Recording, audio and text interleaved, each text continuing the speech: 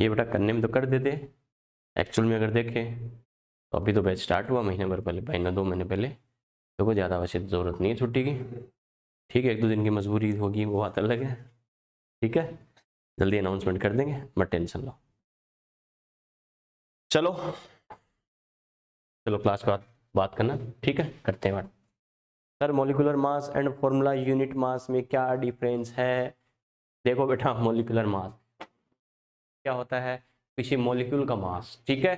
Formula unit mass, formula unit mass होता है बेटा, जैसे अगर कोई डाइमर ट्राइमर, तुमने नाम सुना होगा बेटा, डाइमर बनाता है, ट्राइमर बनाता है, 2 मॉलिक्यूल 3 मॉलिक्यूल मिलकर इस टाइप से 2 मिलते हैं तो डाइमर, ठीक है, 3 मिलते हैं ट्राइमर, 4 मिलते हैं टेट्रामर, 5 मिलते हैं पेंटामर, हेक्सामर, सेप्टामर, हेप्टामर, पेप्टामर, कई सारे होते हैं बेटा। क्लियर है? तो कई सारे मॉलिक्यूल्स मिलकर अगर एक कंबाइंड यूनिट बना लेते हैं, उसका जो मास आता है बेटा वो आता है formula unit mass. Formula unit है, यूनिट कई सारे फॉर्मूले, कई सारे मॉलिक्यूल मिलकर एक यूनिट बना लेते, जैसे डाइबोरेन, ओनली बोरेन बोले तो ओनली BH3 कर लेते हैं बेटा, डाइबोरेन बोले B2H6, एसिटिक एसिड का अपन लेते हैं CH3COOH60 होता है। लेकिन जैसे ऑर्गेनिक सॉल्वेंट्स होते हैं, बेंजीन, ईथर, क्लोरोफॉर्म, इसमें क्या करता है, ये डाइमर बनाता है बेटा, डिसोशिएट नहीं होता, एसोसिएट होता है, जुड़ जाता है, तो ये यानी डाइमर बनाता है, तो आता है ये 120। क्लियर है? ये 12th के अपना सॉल्यूशन चैप्टर उसमें आएगा बेटा ये। तो कहाँ पर क्या होता है ये, उनमें से सभी का मास ऐड करते हैं क्या? बिल्कुल बेटा। डाइमर बोला है तो 2 मॉलिक्यूल को ऐड कर देते हैं, ट्राइमर बोला 3 को ऐड करते हैं, टेट्रामर 4 को, पेंटामर 5 को। बात समझ में आई क्या? तो ये ऑर्गेनिक टर्म्स होती है ना, डाई, ट्राई, टेट्रा, पेंटा, ऑर्गेनिक इंग्लिश में अपन नॉर्मली यूज करते हैं, उसी के अकॉर्डिंग जितने मॉलिक्यूल्स कंबाइंड हो रहे हैं एक यूनिट में, कितने मॉलिक्यूल ऐड हो रहे हैं, उन जितने मॉलिक्यूल्स का 1 मोल के रेस्पेक्ट में सबको ऐड कर देते हैं। 2 ऐड हो रहे हैं 2 का डबल कर देंगे, 3 ऐड हो रहे हैं ट्रिपल कर देंगे, 4 हो रहे हैं तो 4 का कर देंगे। क्लियर है? चलो लास्ट लेक्चर में बेटा अपन ने बात करी थी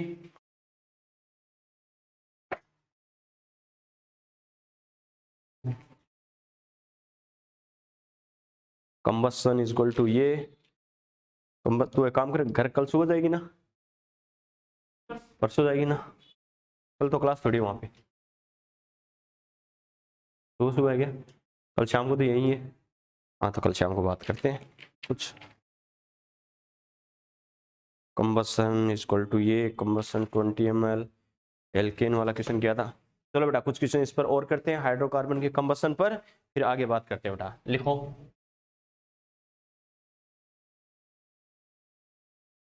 लिखो, during the combustion of, during the combustion of, during the combustion of,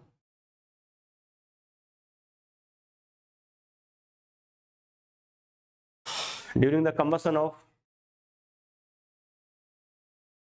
10 ml gaseous hydrocarbon, during the combustion of 10 ml gaseous hydrocarbon, during the combustion of 10 ml gaseous hydrocarbon, 40 ml CO2, during the combustion of 10 ml gaseous hydrocarbon, 40 ml CO2 and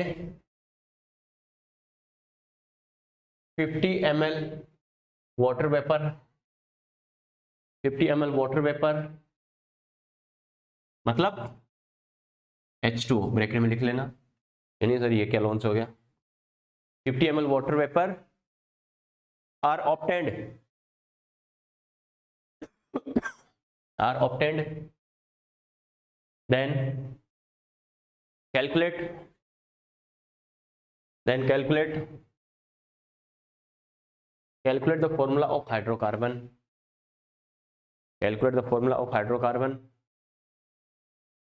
तुम्हारी announce होगी वहाँ Abhishek Bachchan? Schooling तो शायद आज last class थी, आज schooling वालों की नहीं हुई क्या? यार से बहुत बढ़िया, सीखो बेटा कुछ आसपास वालों से। हाँ? बिल्कुल, देखो कुछ सीखो बेटा, और किसी से सीखो। आसपास वालों से कुछ सीखो। 4 से कब तक है? 5 तक, 7 तक। देखो जी आज ही जा रहे हैं तो बेटा बिना पढ़ने वाले जा रहे हैं। चलो बेचारे रक्षाबंधन भी नहीं गए तो बेचारे अगले रक्षाबंधन पे जरूर जाएंगे बेटा। हमें भी 3 दिन की दी है, बहुत बढ़िया बेटा। और देखो क्या हो रहा दुनिया में।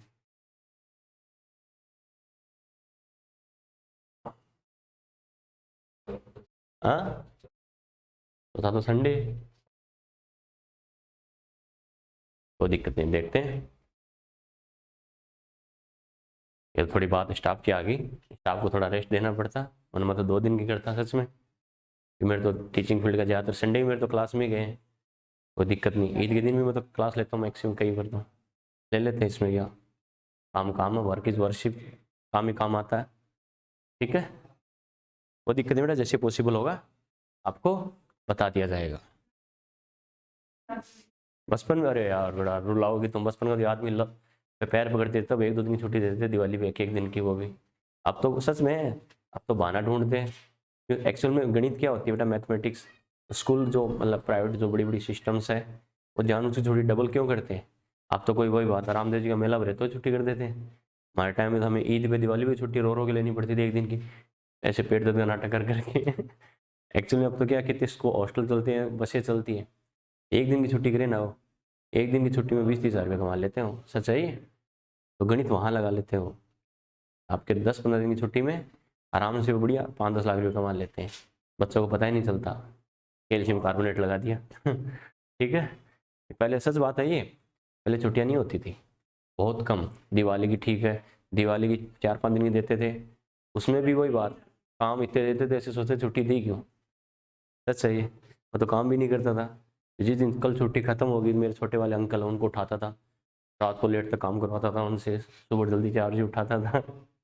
ये सच है, होमवर्क उनसे करवाता था, T4H10, वो मुझसे घर का काम कराते थे, उन स्कूल छोड़ दे, हैंडराइटिंग अच्छी थी उनकी, उनको लिखने का शौक था, काम होमवर्क करने का, स्कूल छोड़ दी थी बस उन्हें, हैंडराइटिंग अच्छी थी, वो मुझसे घर का काम कराते थे, ये लेके आओ मार्केट से, ये ले आओ, काम मैं कर दूंगा, मैं टिक लगा देता था, यहाँ से लेकर यहाँ तक, यहाँ से लेकर यहाँ तक।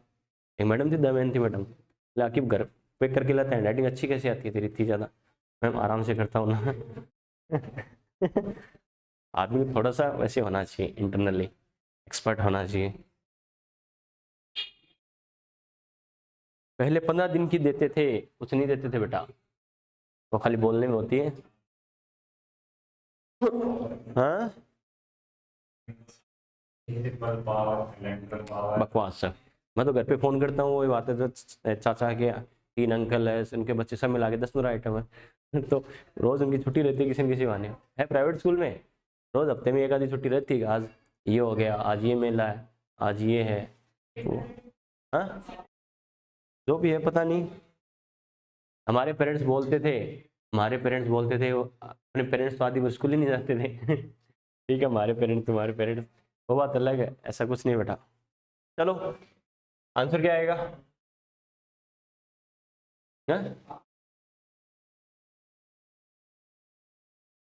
छुट्टियाँ उठिया सब मना लेंगे बेटा अपने लिए, रियल ईद रियल दिवाली वो होगी जिस दिन अपन डॉक्टर इंजीनियर का टैग लगा लेंगे, कोई दिक्कत नहीं, थोड़ा एंजॉय भी करना चाहिए, बात करेंगे अपन। 29, 30, 31, 1, 2, 3, ठीक है।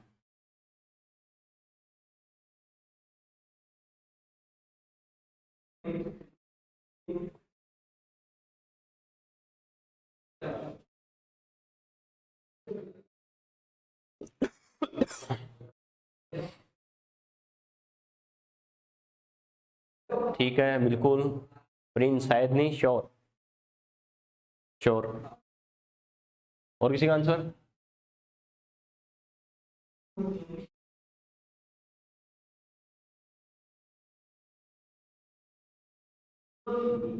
रिएक्शन तो लिख लेना बेटा कंपैरिजन के लिए, इतना बड़ा क्वेश्चन नहीं है।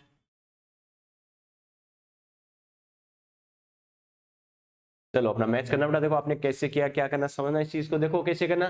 सबसे पहले ये बताओ मुझे करना कैसे, ये बताओ कौन से कॉन्सेप्ट से कंपेयर करने के लिए क्या करूंगा, कम से कम रिएक्शन तो होनी चाहिए ना।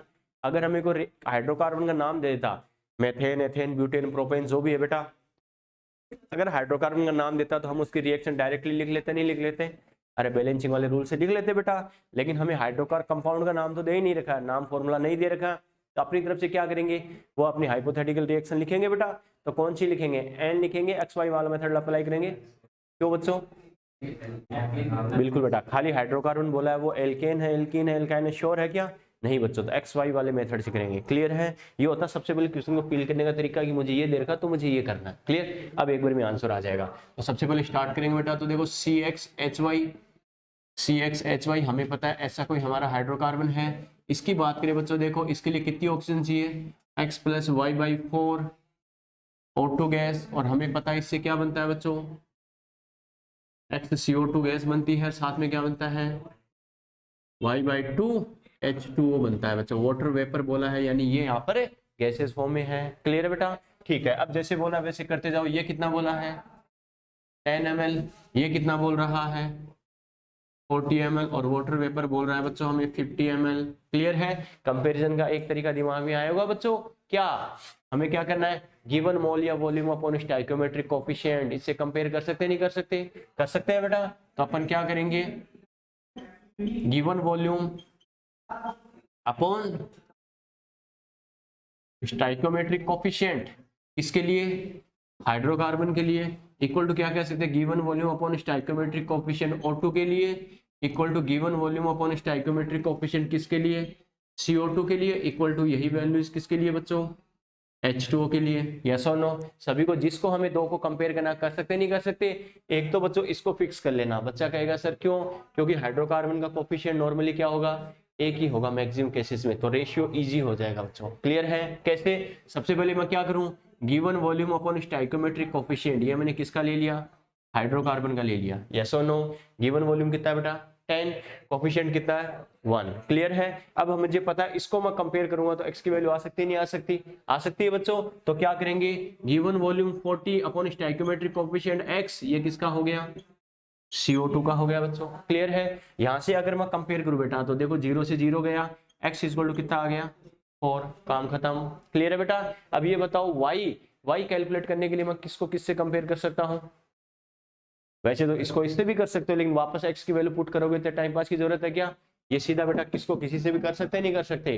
कर सकते हैं। तो क्या करेंगे, गिवन वॉल्यूम 10, स्टोइकोमेट्रिक कोफिशिएंट 1 किसका, हाइड्रोकार्बन का, इक्वल टू गिवन वॉल्यूम कितना है 50, स्टोइकोमेट्रिक कोफिशिएंट कितना है Y/2, ये किसका है बेटा, वाटर वेपर का हो गया।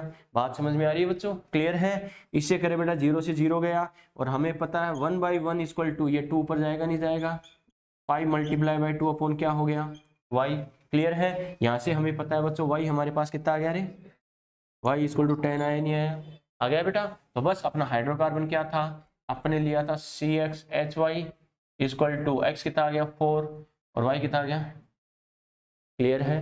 नोट करो।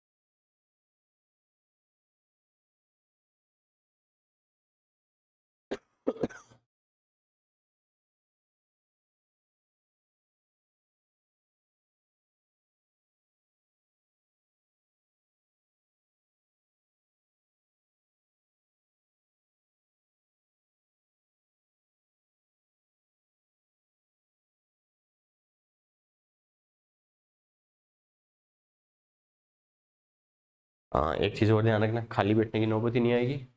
दिवाली के बाद हर मंथ का लास्ट संडे बेटा उसमें आपका मेजर कराऊंगा। हर मंथ का लास्ट संडे फिक्स कर लेना दिमाग में, हर मंथ का लास्ट संडे। जिस संडे को माइनर अगर कोलेप्स होगा तो मे बी नेक्स्ट मंथ का फर्स्ट संडे। समझ रहे बात को? मैंने क्या कहा, हर मंथ के लास्ट संडे बेटा मेजर कराऊंगा। मेजर में क्या होगा, माइनर टेस्ट में तो जो करंट का सिलेबस आएगा ही आएगा, मेजर में आपके पीछे के जितने चैप्टर्स पढ़ा दिए सबका सिलेबस आएगा। हर मंथ का लास्ट संडे फिक्स कर लेना।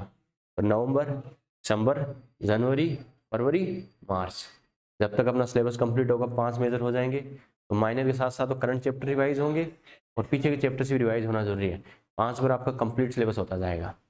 तो जिस दिन आपको लगे कि मैं हाँ आज मुझे 1-2 घंटे टाइम मिल गया, पीछे का चैप्टर शुरू से जो मुझे नहीं आता, कम समझ में आया, दोबारा पढ़ने की जरूरत है, वो लेके बैठ जाओ, कॉपी लेके बैठ जाओ, 2 घंटे में रिवाइज कर दो फटाफट, और फिर घंटे भर में उसके क्वेश्चन एग्जाम एक्सरसाइज या अच्छे क्वेश्चन आपने टिक किए हैं सॉल्व कर लेना। तो फ्री बैठने की जरूरत ही नहीं है, तो पीछे के पढ़े हैं रिवाइज करना स्टार्ट कर देना जैसे जैसे हो। हर मंथ का लास्ट संडे, बताने की जरूरत नहीं है अलग से, क्लियर है? ठीक है।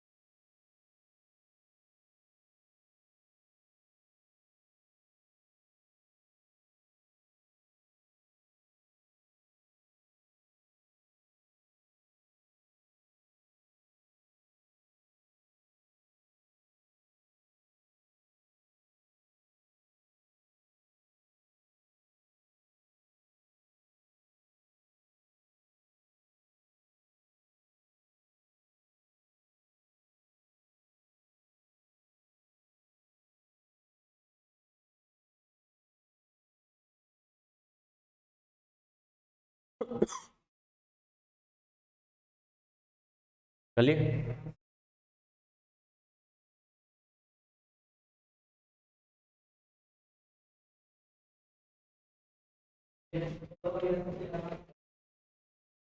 चलिए क्या, चलो बेटा, लास्ट से लास्ट बेटा देखो हमें कैसे क्वेश्चन पूछ सकता है, इस पे क्वेश्चन अच्छे लेवल का करते हैं, इस पर थोड़ा सा कैसे हमें पूछे, लिखो लिखो। For the combustion of, for the combustion of, for the combustion of, for the combustion of, for the combustion of 10 ml, for the combustion of 10 ml mixture of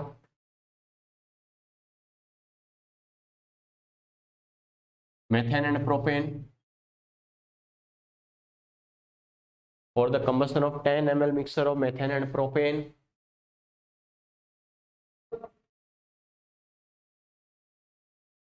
for the combustion of 10 ml mixture of methane and propane,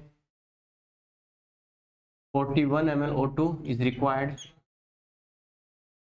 41 ml O2 is required, 41 ml O2 is required. Then calculate, then calculate the volume of methane and propane, then calculate the volume of methane and propane, calculate the volume of methane and propane, calculate the volume of methane and propane in mixer, calculate the volume of methane and propane in mixer. चलो start हो जाओ, 40 seconds आपके पास, कोई बात नहीं, दिमाग लगाओ फटाफट, किस में ये बोला ये बोला, ऐसे कर सकता हूँ, गलत हो कोई टेंशन नहीं, मैं बता दूंगा बेटा, बस सीखना इंपॉर्टेंट है। दिमाग के घोड़े दौड़ाओ, घोड़े में खच्चर दौड़ाओ, वो भी नहीं है पाड़े दौड़ाओ।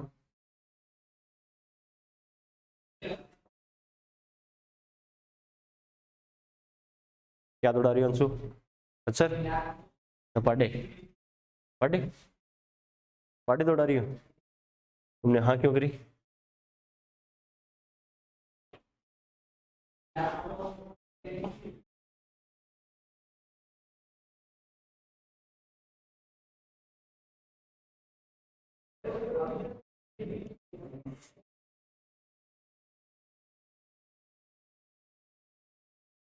मेथेन प्रोपेन होता क्या, ये तो ध्यान है ना बच्चों? ठीक।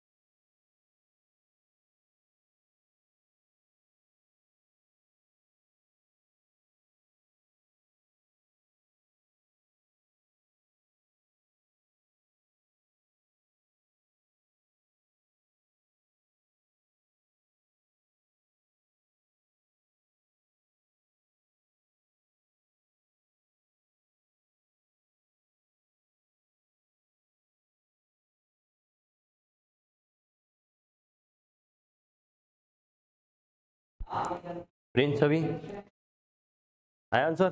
कोई बात नहीं बेटा, देखो समझना पहली गलती आपने यही कर दी बेटा। मैंने क्या कहा था आपको याद है बच्चों? देखो यही चीजें तो कॉन्सेप्ट बनाती है। टीचर तुम्हें कई चीजें बोल के भी बताता है बेटा ऐसे करना है। इधर ध्यान दो, मैंने क्या कहा था? जहां बात आ जाए मिक्सर की, जहां बात आ जाए मिक्सर की, दोनों कंपोनेंट की रिएक्शन एक साथ मत लिखना। बात समझ में आई क्या? हमेशा ध्यान रखना बेटा, जहां बात आ जाए मिक्सर की, अगर दो कंपोनेंट है मिक्सर में तो दोनों की रिएक्शन एक साथ मत लिखना, 1 बाय लिखना। Okay 1 by 1। देखो बेटा कैसे, सबसे पहले हमें दो कंपोनेंट कौन सा दे रखा? मेथेन और प्रोपेन। अब इस बात को दिमाग में सेट कर लेना बेटा। एक तो है मेथेन, मेथेन होता है CH4। क्लियर है? दोनों का कंबसन करवाना है, दोनों का कंबसन करवाना मतलब ऑक्सीजन से रिएक्शन करवा दो बच्चों। अब हमें पता क्या बनेगा? अरे हाइड्रोकार्बन ऑक्सीजन से रिएक्शन करके क्या बनाता है बच्चों? CO2 gas. और क्या बनाता है? H2 liquid. क्लियर है? एटम्स को बैलेंस कर लो बेटा। कार्बन 1 था तो 1 CO2 बन गया। हाइड्रोजन 4 है तो कितना बन जाएगा? 2H2O। क्लियर है? और 2H2O के चक्कर में ऑक्सीजन कितने हो गए? 2 और 2 4 हो गए। 4 हो गए तो इधर भी ऑक्सीजन बराबर करने के लिए कितने हो जाएंगे? 2 और 2 कर दो। यस और नो? क्लियर है? ठीक है बेटा, ये रिएक्शन। अब देखो बच्चों मैंने क्या कहा था मिक्सर की, अब इस बात को दिमाग में सेट कर लेना। जब भी मिक्सर की बात आ जाए दोनों रिएक्शन अलग अलग लिख के इक्वेशन बना लेना बेटा। ओके कैसे बेटा? ये हो गया मेथेन। प्रोपेन की अगर मैं बात करूं, प्रोपेन होता है 3 कार्बन वाला बेटा, C3H8। हाइड्रो प्रोपेन एन आ रहा है यानी एल्केन है ये, तो फॉर्मूला होगा CnH2n+2। ये ध्यान रखना ऑर्गेनिक की टर्म से बेटा। ये मैथ मतलब 1 कार्बन, ठीक है, एथ मतलब 2 carbon, meth eth prop but pent hex hept oct non dec. बात समझ में आई क्या? ये मैंने 1 to 10 काउंटिंग बोली है बच्चों केमिस्ट्री, ऑर्गेनिक केमिस्ट्री के लिए। समझ में आ रहा है? क्लियर है बेटा? तो ये ध्यान रखना, मैथ एथ प्रोप है, propane propene propyne alkane alkene alkyne हो गया बच्चों। प्रोपेन बोला है मतलब है तो एल्केन ना, 3 कार्बन वाला एल्केन है। और कोई सा भी कार्बन हो बेटा एल्केन हो, उसका फॉर्मूला क्या होता है? CnH2n+2। यानी प्रोप बोला मतलब 3 कार्बन, हाइड्रोजन कितने हो गए? 2n, डबल कर दो 6 + 2 यानी 8। समझ में आ गया? क्लियर है बेटा? ये अपना क्या है? प्रोपेन हो गया। इसकी रिएक्शन किससे करेंगे? ऑक्सीजन से। CO2 देखो बेटा कितना है, हमें पता है बनेगा तो CO2 और साथ में क्या बनेगा? H2O। क्लियर है? अब देखो कार्बन कितने हैं? 3, तो CO2 कितने बना दो? 3 CO2। क्लियर बेटा? हाइड्रोजन कितने हैं? 8, तो क्या करेंगे? 4 H2O। यस और नो? क्लियर है? अब ऑक्सीजन को बैलेंस कर लो बेटा। 3 × 2 कितने हैं? 6। 4 कितने हैं? 10। 10 है तो ये कितना हो गया? 5 और 2। समझ में आ रहा है? क्लियर है? दोनों रिएक्शन अलग अलग लिख लेना, ठीक है। अब बच्चा कहेगा सर कैसे? इसको मान लू मैं बोल दूं बेटा XML, इसको कितना बोल दूं? XML। तो बेटा ये कितना हो जाएगा? 2XML होगा या नहीं होगा? कोफिशिएंट देखो 1 है तो ये कितना है? 2। अपन ने क्या कहा था? कौन सा कितना पार्टिसिपेट करेगा? कोफिशिएंट्स की टर्म में होता है नहीं होता? ये अगर XML है तो ये कितना होगा? 2XML। क्लियर है? ये अगर मैं बोल दूं YML है तो ये कितना हो जाएगा? 5IML बोल सकते हैं नहीं बोल सकते? यस और नो? क्लियर है? अब क्वेश्चन की लैंग्वेज देखो बेटा, जो मेथेन एथेन है बच्चों, मेथेन और प्रोपेन है, इन दोनों मिक्सर का वॉल्यूम कितना है? 10 ml। क्लियर है? इसका मतलब अपन कह सकते हैं x + y = क्या होगा? 10 इक्वेशन 1। यस और नो? क्लियर है? और ऑक्सीजन जो है बेटा दोनों के कंबसन के लिए रिक्वायर्ड है वो टोटल कितनी है? 41। तो देखो बेटा पहले के लिए कितनी ऑक्सीजन चाहिए? 2x। दूसरे के लिए कितनी चाहिए? 5y = कितना है? 21 इक्वेशन 2। बात समझ में आई क्या? बस इक्वेशन हमने बना ली। अब अपना रूल है बेटा, इक्वेशन को बैलेंस करके दोनों में से किसी एक को हटा देंगे, दूसरे की वैल्यू आ जाएगी, और दूसरे की वैल्यू पुट करके वापस पहले की वैल्यू आ जाएगी। यस और नो? क्लियर है? किसको हटाना ज्यादा इजी है बेटा?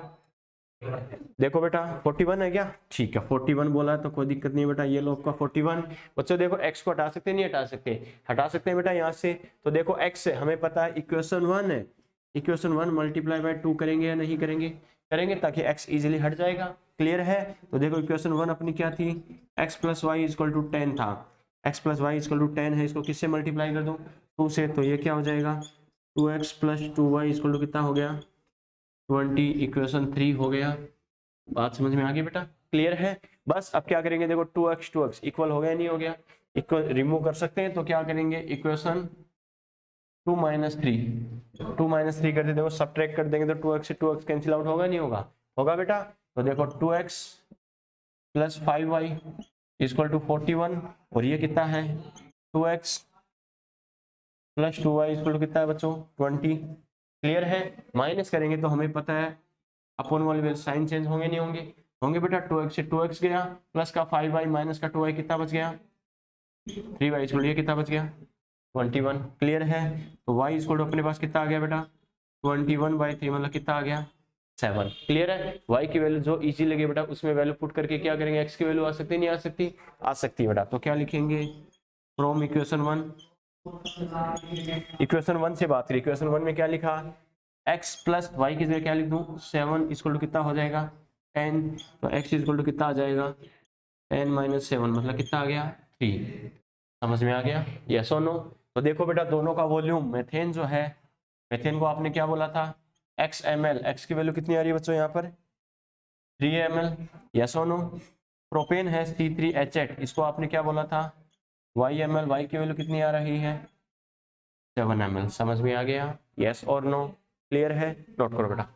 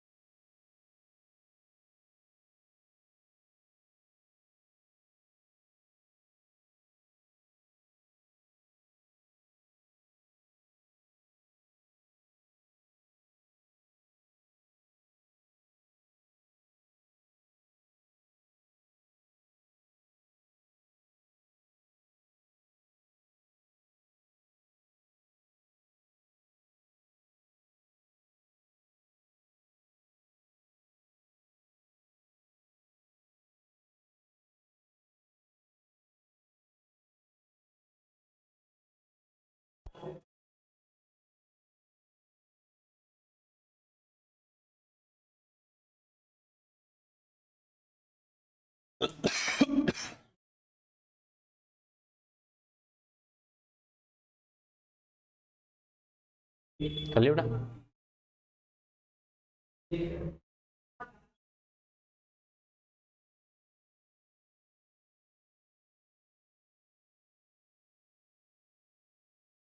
छाप दिया क्या?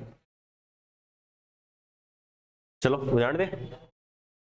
चलो ये अपने बात बेटा जो अपना कंबसन वाला कॉन्सेप्ट था उस पर हमें घुमा फिरा के कैसे पूछ सकता है। क्लियर है।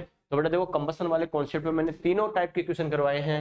आप स्टाइकियोमेट्री के अकॉर्डिंग कंपेयर करके कर सकते हो, ये इतना तो ये इतना, ये इतना तो ये इतना। क्लियर है। एलआर वाले कॉन्सेप्ट से भी कर सकते हो, इतना बच गया इतना बन गया। क्लियर है। या फिर अगर हमें कंपाउंड का नाम नहीं दिया जाए तो अपना एन या एक्स वाई वाला मेथड लगा के भी कर सकते हो। कैसे करना है क्या करना समझ में आ गया यहाँ तक? यस और नो।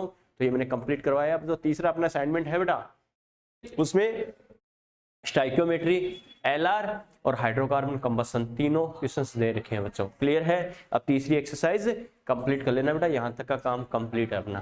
क्लियर है? पहली एक्सरसाइज सोल्व कर ली क्या? पहली अभिषेक तुमने तो कर ली होगी, तुमने कर ली लविश? ठीक है, कर लेना बेटा, ऐसे सीख नहीं पाओगे, साथ साथ करने की आदत डालो टीचर के।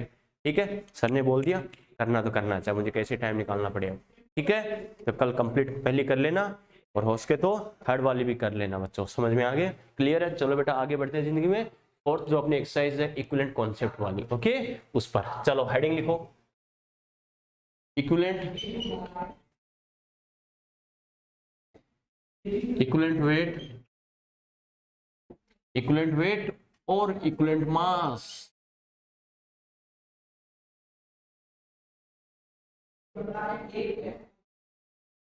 इक्विवेलेंट वेट और इक्विवेलेंट मास।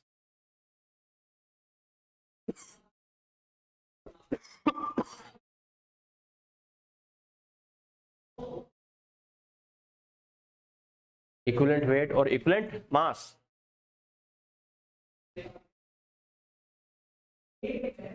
लिख लिए? आपको याद है बेटा ये नाम पीछे आया हुआ है, याद आ रहा है क्या कुछ? मैंने क्या कहा था मोल कॉन्सेप्ट में, पूरा इस पे पूरा डिटेल से इक्विवेलेंट वेट इक्विवेलेंट मास क्या होता है। क्लियर है? तो पहली बात तो बच्चों देखो वहां भी अपने शॉर्ट में कहा था क्या कि इक्विवेलेंट वेट इक्विवेलेंट मास दो चीजें होती है बेटा, जैसे मोलिकुलर वेट वैसे बोलते हैं इक्विवेलेंट वेट, बोलते हैं मोलर मास वैसे बोल देते हैं इक्विवेलेंट मास। क्लियर है बेटा? दोनों में डिफरेंस क्या होता है बच्चों? इक्विवेलेंट वेट मोलर मास तो क्या करता है, हमें फिक्स अमाउंट को बताता है बच्चों। क्लियर है? लेकिन इक्विवेलेंट वेट क्या करता है, इक्विवेलेंट वेट या इक्विवेलेंट मास उस अमाउंट को बताता है जो किसी दूसरे से रिएक्शन करेगी। क्लियर है बेटा? यानी मैंने क्या कहा, मोलर मास तो क्या बताता है, खुद की अमाउंट कितनी है। क्लियर है? इक्विवेलेंट वेट क्या बताता है, रिएक्शन में कितना पार्टिसिपेट करेगा, काम खत्म। क्लियर है बेटा? ठीक है, तो इसकी डेफिनेशन देखो क्या बोली जाती है, देखो the weight or mass of substance which is react combined or displace, तीनों वर्ड यूज कर सकते हैं। किसी अदर से रिएक्शन करेगा तो रिएक्ट करेगा, इस डिस्प्लेस भी कर सकता है, कंबाइंड उससे जुड़ भी सकता है। क्लियर है? तो क्या कहेंगे, the weight or mass of substance which is react combined or displace with other substance equal to 1.008 part of hydrogen, 8 part of oxygen, 35.5 part of chlorine, 108 part of silver, called as equivalent weight और equivalent mass. बच्चा कहेगा sir ये क्या है, मैंने यहाँ पर 3-4 word बोले बेटा, क्या कि 1.008 part of hydrogen, 8 part of oxygen, 35.5 part of chlorine and 108 part of AG. बात समझ में आई क्या?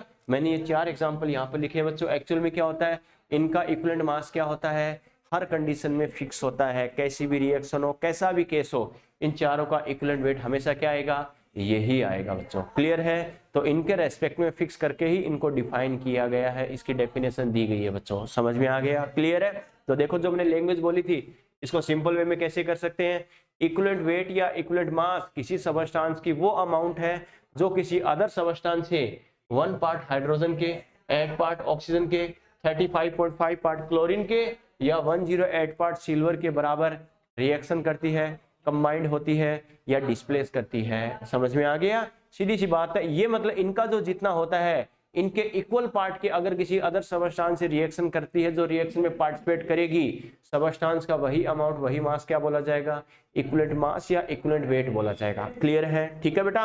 अब बच्चे के दिमाग में है कि सर इनकी वैल्यू फिक्स कैसे होती है। क्लियर है? अरे इनकी वैल्यू फिक्स कैसी होती है, दिमाग में डाउट तो आना चाहिए ना।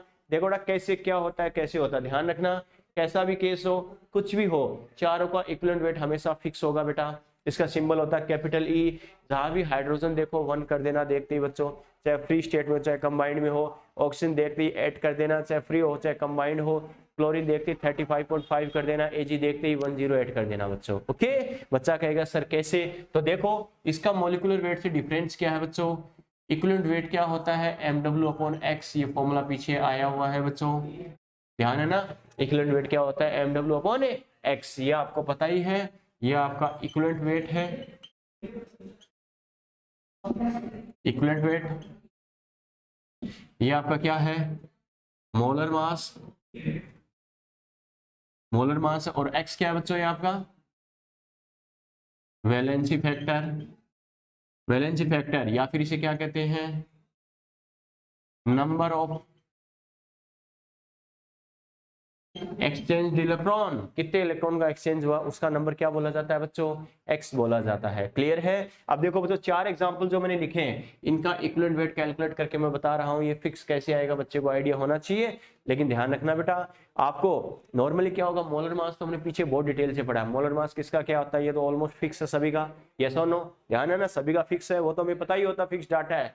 लेकिन हमें आइडिया किसका होना चाहिए, एक्स का आइडिया होना चाहिए, क्योंकि एम डब्ल्यू अपॉन एक्स कर देंगे तो क्या होगा बच्चों, उसके रेस्पेक्ट में हमारे पास इक्विवेलेंट वेट इजीली आ जाएगा। क्लियर है। एक्स के लिए भी बच्चा रटता है, रटने की जरूरत नहीं है बेटा, आपको सबसे सिंपलेस्ट मेथड बता रहा हूँ, किसी कॉपी या बुक में नहीं मिलेगा। ध्यान रखना एक्स कैसे डिसाइड करना है, समझना। एक्स मैंने क्या लिखा, हाइड्रोजन ऑक्सीजन क्लोरीन सिल्वर, चारों के लिए अगर बात करें तो और किसी के लिए भी कर सकते हो, चाहे कोई सा भी केस हो, आपको एक्स का आइडिया नहीं हो तो ये सिंपल मेथड कर सकते हो बेटा। कैसे, सबसे पहले बात करूं मैं हाइड्रोजन की, हाइड्रोजन कोई दिक्कत नहीं है बच्चों, हमें पता हाइड्रोजन के लिए एक्स का मतलब होता है number of exchange of electron, number of exchange of electron बोला है, इसका मतलब इलेक्ट्रॉन का अगर ये एक्सचेंज करेगा तो इस पर प्लस माइनस चार्ज आएगा नहीं आएगा, अरे प्लस माइनस चार्ज आएगा बेटा, बिल्कुल आएगा। तो इसको क्या करेंगे, आयन की फॉर्म में लिखेंगे। आयन की फॉर्म में लिखने के लिए पहले इसको स्टेबल फॉर्म में लिखो बेटा, हाइड्रोजन को नेचर में किस फॉर्म में एग्जिस्ट करता है, H2 की फॉर्म में, पहले इस पर चार्ज क्या है, 0, और हमें पता है number of exchange of electron कितना होगा, एक्स कितना होगा, मतलब number of exchange of electron कितना है ये बताना है, number of exchange of electron कितना है, तो ये देखने के लिए पता करना पड़ेगा न्यूट्रल से किस में कन्वर्ट हो रहा है ये, अरे प्लस माइनस चार्ज तो आना चाहिए ना, तो हाइड्रोजन पे जो चार्ज स्टेबल है वही लिख दो बेटा। हाइड्रोजन का चार्ज कितना होता है, अरे चार्ज नॉर्मली +1 में होता नहीं होता, तभी तो फर्स्ट डे के साथ लिखा जाता है बेटा, मेटल नहीं होते हुए फर्स्ट डे के साथ क्यों लिखते हैं, क्योंकि हमें पता है इसका कॉन्फ़िगरेशन के अकॉर्डिंग चार्ज कितना आता है, +1। क्लियर है। कितने एटम है, 2, तो आयन पे कितने बना दो, 2। क्लियर है बेटा, ठीक है। एक हाइड्रोजन पर +1 है तो 2 पर कितना हो जाएगा, +2। इसका मतलब फाइनली 0 से +2 में कन्वर्ट हो रहा है, तो कितने इलेक्ट्रॉन का एक्सचेंज करेगा, 2 इलेक्ट्रॉन का एक्सचेंज करेगा, तभी तो होगा बेटा। क्लियर है, जितने इलेक्ट्रॉन का एक्सचेंज करेगा वही तो इसके लिए क्या है, एक्स की वैल्यू है, यस और नो। क्लियर है बेटा। तो ये बताओ इसका इक्विवेलेंट वेट अगर मैं करूं तो देखो बच्चों, हाइड्रोजन हमें पता मोलर मास कितना होता है इसका, 2 होता है बच्चों, अपॉन एक्स की वैल्यू कितनी है 2, तो ये कितना आ जाएगा 1, एग्जैक्ट होता है 1.008, क्योंकि हाइड्रोजन के एक एटम का मास होता है बच्चों 1008, 2 का हो जाएगा 2.016, 2.016, तो इसका रेशियो ये आता है। क्लियर है बच्चों। अब बात करें ऐसे ही ऑक्सीजन, तो हाइड्रोजन का इक्विवेलेंट वेट मैंने 1 क्यों लिखा, समझ में आ गया। क्लियर है बेटा, ठीक है। बात करूं ऑक्सीजन, तरीका वही है, सबसे पहले ऑक्सीजन को न्यूट्रल फॉर्म में लिख दो, जिस फॉर्म में नेचर में एग्जिस्ट करता है। नेचर में किस फॉर्म में एग्जिस्ट करता है बेटा, ये O2 की फॉर्म में। क्लियर है। इसके लिए एक्स देखना है, मतलब number of exchange of electron check करना है, तो मुझे पता है इसको किसकी फॉर्म में लिखना पड़ेगा, आयन की फॉर्म में लिखेंगे। हमें पता ऑक्सीजन बेटा किस फॉर्म में होता है, आयन की फॉर्म में -2, अरे कॉन्फ़िगरेशन के अकॉर्डिंग -2 चार्ज आता नहीं आता, 6 इलेक्ट्रॉन होते हैं, फर्स्ट में 2, सेकंड में 6, ऑक्टेट कंप्लीट करने के लिए 2 और गेन करता है बच्चों, तो क्या करेंगे, -2 हो गया, कितने एटम है बेटा 2, तो आयन भी कितने बना दो 2, एक ऑक्सीजन पर -2, तो 2 पर टोटल चार्ज कितना हो गया -4, यहाँ 0 में है, 0 से -4 में जाने के लिए क्या करेगा, 4 गेन करेगा। अरे एक एटम 2 इलेक्ट्रॉन गेन करता है, 2 एटम कितने करेंगे 4 गेन करे चाहे डोनेट करे, एक्सचेंज ऑफ इलेक्ट्रॉन, कितना डोनेट किया कितना गेन किया, वही तो क्या होगा एक्स होगा बच्चों। तो एक्स इज इसके लिए कितना आ गया, और ध्यान रखना ड्रॉपर बच्चे भी गलती करते हैं इसमें, ऑक्सीजन के लिए लेते हैं x2, लेकिन 2 नहीं होता बेटा, और 2 के फॉर्म में होता है 4 होता है, इसके लिए x हमेशा। समझ में आ गया। क्लियर है। तो इसके लिए अगर हम बात करें बच्चों, देखो E इक्वल टू वही अपना MW अपॉन एक्स, ऑक्सीजन की बात करें हमें पता है O2 का मोलर मास कितना होता है 32, ध्यान है ना 32, तो 32/4 कितना आता है, एट पार्ट ऑक्सीजन। आ रहा नहीं आ रहा, आ रहा है बच्चों, बात समझ में आई, यस और नो। क्लियर है यहाँ तक, ठीक है। आगे चलो बेटा, देखा और हमें क्या दे रखा, क्लोरीन है। क्लोरीन की बात करें देखने का वही तरीका, अगर मैं एग्जांपल लूं क्लोरीन का, तो सबसे पहले नेचर में किस फॉर्म में एग्जिस्ट करता है वो लिख दो। क्लोरीन किस फॉर्म में होता है, Cl2 की फॉर्म में होता है बच्चों, बिल्कुल Cl2 की फॉर्म में होता है। एक्स देखने के लिए आयन की फॉर्म में लिखो, आयन की फॉर्म में क्लोरीन को कैसे लिखते हैं, Cl- होता है, कॉन्फ़िगरेशन के अकॉर्डिंग 17 इलेक्ट्रॉन होते हैं, ऑक्टेट कंप्लीट करने के लिए क्या करता है, एक और गेन करता है बच्चों। तो हमें पता है Cl- होगा, कितने एटम है 2, तो आयन भी कितने बना देंगे बच्चों 2। क्लियर है। हमें पता है यहाँ चार्ज कितना है बेटा 0, एक क्लोरीन पर -1, तो 2 पर कितना हो गया बेटा -2, यस और नो। क्लियर है, ठीक है। 0 से -2 में कन्वर्ट होने के लिए क्या करेगा, 2 इलेक्ट्रॉन गेन करेगा, 2 इलेक्ट्रॉन गेन करेगा, तो x इक्वल टू कितना आ गया 2। क्लियर है? इसके लिए इक्विवेलेंट वेट कैलकुलेट करें। क्लोरीन के एक एटम का मास हमें पता है बच्चों होता है 35.5, तो 2 का कितना हो जाएगा 71। तो क्या करेंगे 71/2 मतलब कितना आ जाएगा 35.5। यस और नो? बराबर आ रहा नहीं आ रहा? आ रहा है बच्चों। बात करें एजी की, एजी सिल्वर की बात करें, सिल्वर नेचर में एजी की फॉर्म में रहता है। अरे मेटल होती है, मेटल तो होती है सिंगल एटम की फॉर्म में रहती नहीं रहती? सोडियम, मैग्नीशियम, एल्यूमिनियम सारी मेटल रह सकती है बेटा। क्लियर है? ठीक है, मेटल है एजी की फॉर्म में। अब हमें पता है इसके लिए एक्स देखना है तो चार्ज में डिफरेंस देखना पड़ेगा। चार्ज में डिफरेंस यानी जीरो में है फिलहाल, तो नेचर में मतलब जीरो एग्जिस्ट कर रहा है, जीरो में चार्ज की फॉर्म में कैसे आता है +1। बिल्कुल बेटा, कोई कंपाउंड देख लो AgCl, बात खत्म। AgCl हमें पता है Cl-1 तो Ag पर +1, ध्यान है ना? तो क्या हो जाएगा बच्चों, ये हमें पता है Ag +1 में जाता है। क्लियर है? देखो एक ही एटम है, 0 से किस में जा रहा है +1, डिफरेंस कितने का आ गया, x की वैल्यू कितनी होगी 1 होगी बेटा। क्लियर है? तो इसके लिए बात करें E = और हमें पता है इसका m कितना होता है 108, x कितना आता है 1, तो ये कितना आ गया 108। समझ में आ गया? यस और नो? तो डेफिनेशन में चारों का यूज क्यों किया जाता है, समझ गया? इस बात को फिर मैं कह रहा हूं, चाहे कैसी भी कंडीशन हो, कोई भी रिएक्शन हो, कैसा भी, इन चारों का नाम आ जाए देखते कर देना। हाइड्रोजन का इक्विवेलेंट वेट 1, ऑक्सीजन का 8, क्लोरीन का 35.5 और सिल्वर का 108। हर कंडीशन में इनका फिक्स रहेगा बच्चों। इस वजह से इनके रेस्पेक्ट में ही इक्विवेलेंट वेट को डिफाइन किया जाता है। बात समझ में आई क्या? क्लियर है? तो क्या कहेंगे, मोलर मास किसी सबस्टांस की वो फिक्स अमाउंट को रिप्रेजेंट करता है 1 मोल के रेस्पेक्ट में। इक्विवेलेंट मास या इक्विवेलेंट वेट क्या है, उस अमाउंट को रिप्रेजेंट करता है जो किसी अदर से रिएक्शन करेगी। क्योंकि रिएक्शन करेगी तो सीधी सी बात है बेटा, इलेक्ट्रॉन का एक्सचेंज होगा नहीं होगा? इलेक्ट्रॉन का एक्सचेंज होगा बेटा, इलेक्ट्रॉन का एक्सचेंज होगा, यानी x की जो भी वैल्यू है मोलर मास से उसका रेशियो लेते हैं तो अपने पास इक्विवेलेंट वेट या इक्विवेलेंट मास आ जाता है। क्लियर है? ठीक है। अच्छा, क्लोरीन का ऑक्सीजन के साथ भी 35.5 लेंगे क्या? इसी के साथ हो बेटा, मैंने क्या कहा, फ्री स्टेट बोला है, कंबाइंड स्टेट बोला, चारों एलिमेंट का फिक्स यही रहेगा। ऐसे तो और भी एलिमेंट भी होते हैं, बिल्कुल बेटा और भी एलिमेंट होते हैं, उनमें मैं भी एक्सेप्शन। बात समझ में आई क्या? बहुत एलिमेंट होते हैं, लेकिन इन चारों का तो हर कंडीशन में फिक्स होता है, इस वजह से चार के रेस्पेक्ट में ही डिफाइन किया जाता है। बात समझ में आई क्या? क्लियर है? बाकी मैक्सिमम एलिमेंट्स का क्या होता है, वेरिएबल होता है, एक्स की वैल्यू अलग अलग आने पर उनका क्या आता है, डिफरेंट डिफरेंट आएगा। समझ में आ गया? इस वजह से इनके रेस्पेक्ट में ही डिफाइन किया जाता है। क्लियर है? लिखो बेटा, लिखो equivalent weight, equivalent weight, equivalent weight और equivalent mass, equivalent weight or equivalent mass is the amount of substance, is the amount of substance, is the amount of substance which is react, which is react, which is react or combine, which is react or combine or displace with other substance, which is react, combine or displace with other substance, equal to 1 part hydrogen, only H लिखना बेटा, 1 part H,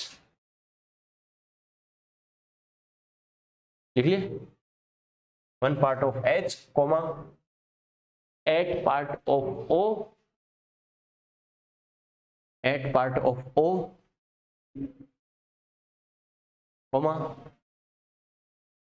35.5 part of Cl,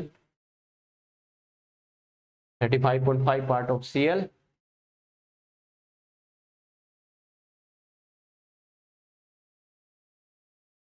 comma 108 part of Ag।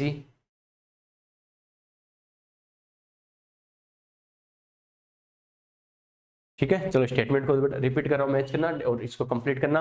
Equivalent weight और equivalent mass is the amount of substance which is react 1 part hydrogen, 8 part oxygen, 35.5 part chlorine, 108 part of silver. लिख लिया? Which is react combined displace with other substance equal to, इनके बराबर, called as, आगे लिखो called as equivalent weight और equivalent mass. एक second, equivalent weight or equivalent mass is the amount of substance which is react or combined displaced with other substance equal to one part ये, इतना part ये, इतना part ये, called as, ठीक है, called as equivalent weight or equivalent mass,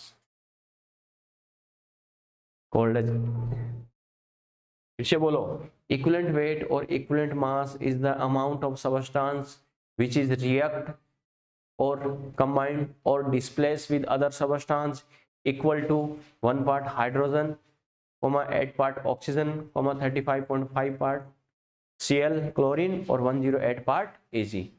ठीक है बेटा, क्लियर है? चलो फॉर्मूला लिखो और एग्जांपल लिखो 4।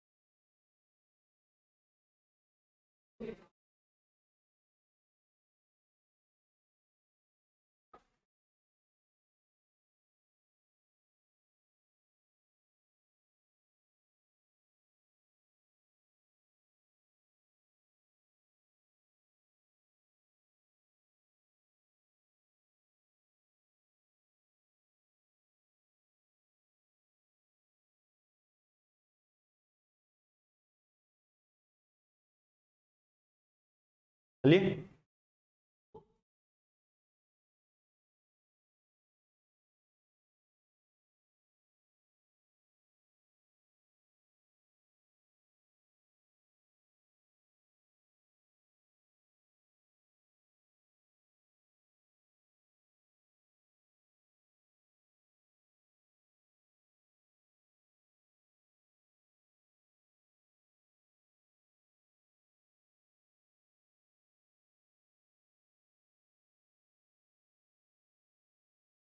चलो चलिए बेटा नोट, अभिषेक छाप दिया। चलो बेटा देखो, ये तो हमने बात की इक्विवेलेंट वेट होता है क्या। अब देखो बेटा 2-3 क्वेश्चन इस पर थ्योरेटिकल बनते हैं और इस पर 2-3 फॉर्मूले भी हमारे बार बार काम आएंगे, उनका आइडिया हमें होना चाहिए, अदरवाइज क्वेश्चन में बहुत प्रॉब्लम होगी, सर ने ये क्यों कर दिया वो क्यों कर दिया। ओके देखो बेटा सुनना, ट्रू एंड फॉल्स में बताना, मैं एक स्टेटमेंट बोल रहा हूँ, क्या molar mass is represent the definite amount of substance while equivalent weight is represent the amount of substance which is react with other substance, yes or no? Molar mass is represent the definite amount of substance, yes और no? कोई भी substance है उसकी definite amount को represent करता है नहीं करता?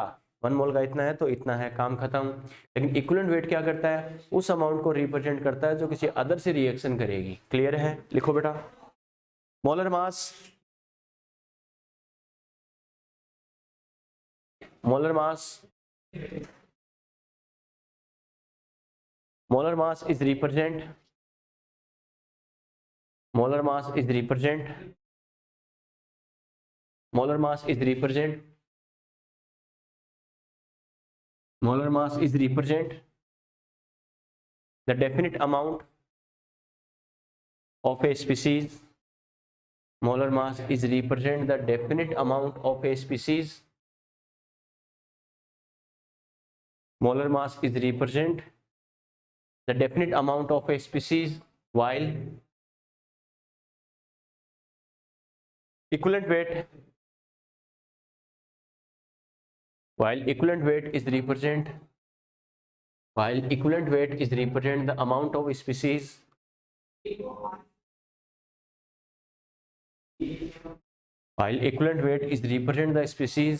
which is react with other species. While equivalent weight is represent the amount of species which is react with other species से रिएक्शन करती है. क्लियर है बेटा? ठीक है, चलो एक स्टेटमेंट और है बच्चों, सुनना अच्छे से. Molar mass for a species is always definite while equivalent weight is change. Molar mass for a species is always definite while equivalent weight is changed. ऐसे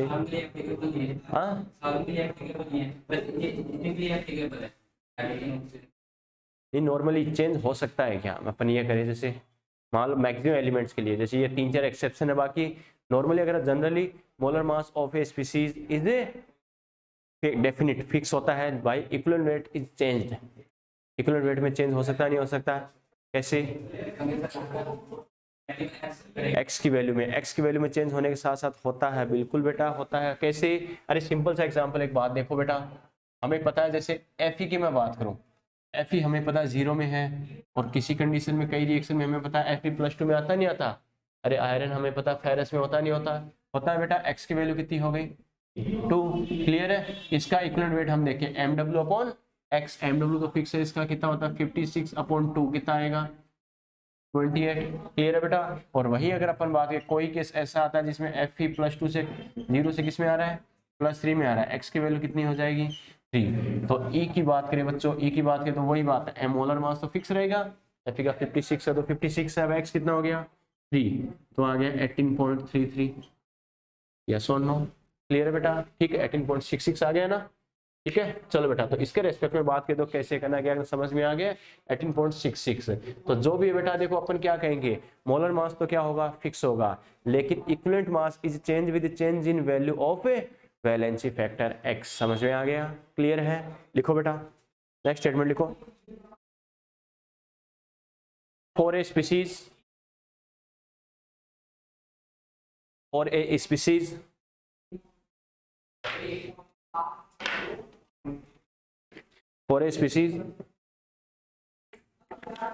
molar mass is definite. For a species molar mass is definite. While equivalent weight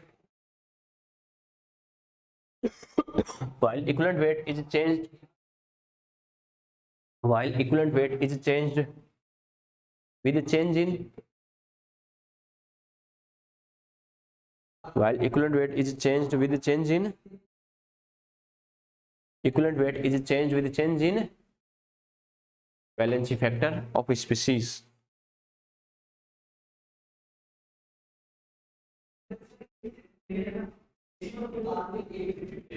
Change in valency factor of species.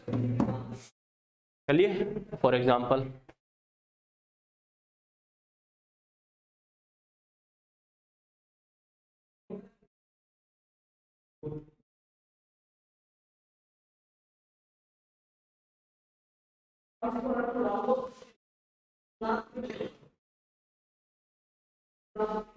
चलिए,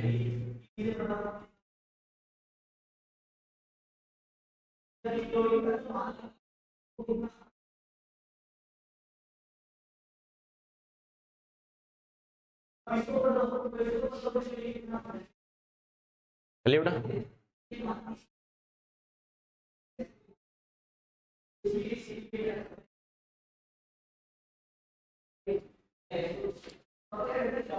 चलिए ठीक है बेटा, देखो एक चीज और ध्यान रखना, ये कुछ पॉइंट्स बेटा अपने क्वेश्चंस में काम आएंगे। क्या किसी कंपाउंड का इक्विवेलेंट वेट क्या होगा, इसके सभी कंपोनेंट के इक्विवेलेंट वेट का क्या होता है, सम होता है बच्चों। क्या कहा, किसी कंपाउंड का इक्विवेलेंट वेट क्या होगा बच्चों, इसके सभी कंपोनेंट्स के इक्विवेलेंट वेट का क्या होगा, सम होता है। ओके, लिखो the statement, the equivalent weight of a molecule or compound, the equivalent weight of a molecule or compound,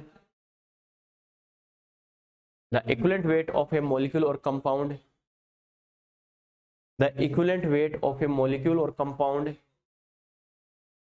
the equivalent weight of a molecule or compound is a total sum of, is a total sum of equivalent weight of its all components. The equivalent weight of a molecule or compound is a total sum of equivalent weight of its all components. किसी molecule या compound का equivalent weight क्या होगा बेटा, इसके जितने भी components होते हैं सभी के इक्विवेलेंट वेट का क्या होगा, सम होगा।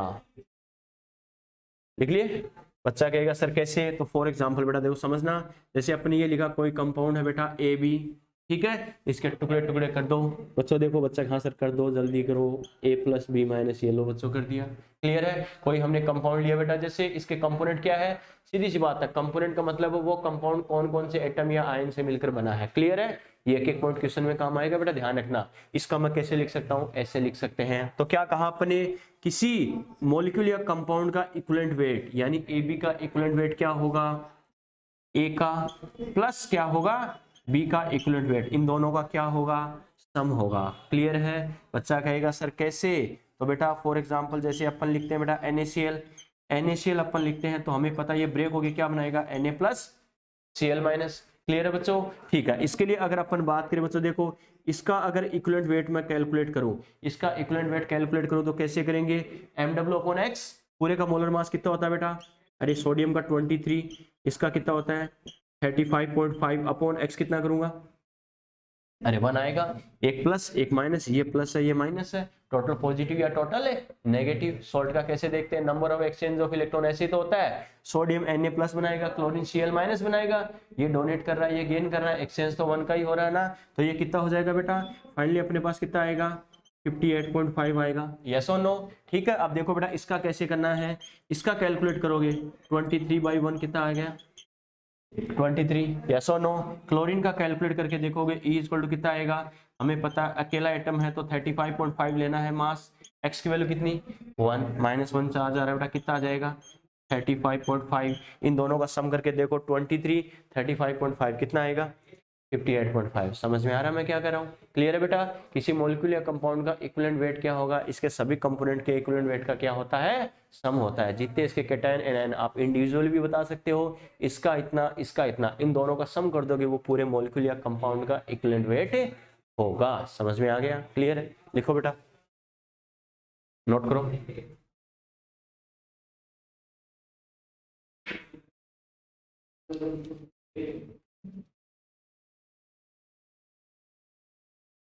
चलो बेटा, ऑलमोस्ट तो ये कंप्लीट है। कल इसके बारे में एक दो छोटे छोटे पॉइंट और बताऊंगा और उसके बाद वैलेंसी फैक्टर को अपन डिटेल से डिस्कस करेंगे बेटा, ओके, क्योंकि इसमें यही इंपॉर्टेंट है। जैसे मैंने कहा था ना, वैलेंसी फैक्टर की अलग अलग कंडीशंस आती है बेटा, आयन के लिए अलग, एसिड के लिए अलग, बेस के लिए अलग, सॉल्ट के लिए अलग, रेडॉक्स रिएक्शंस के लिए अलग, वो सारी कंडीशन 1 by 1 आएगी। बहुत इंपॉर्टेंट है कल वाला लेक्चर। कल वाले क्या, अगले 3-4 लेक्चर बहुत खतरनाक है बेटा, अच्छे से करना, ठीक है। चलो बात करते हैं कल।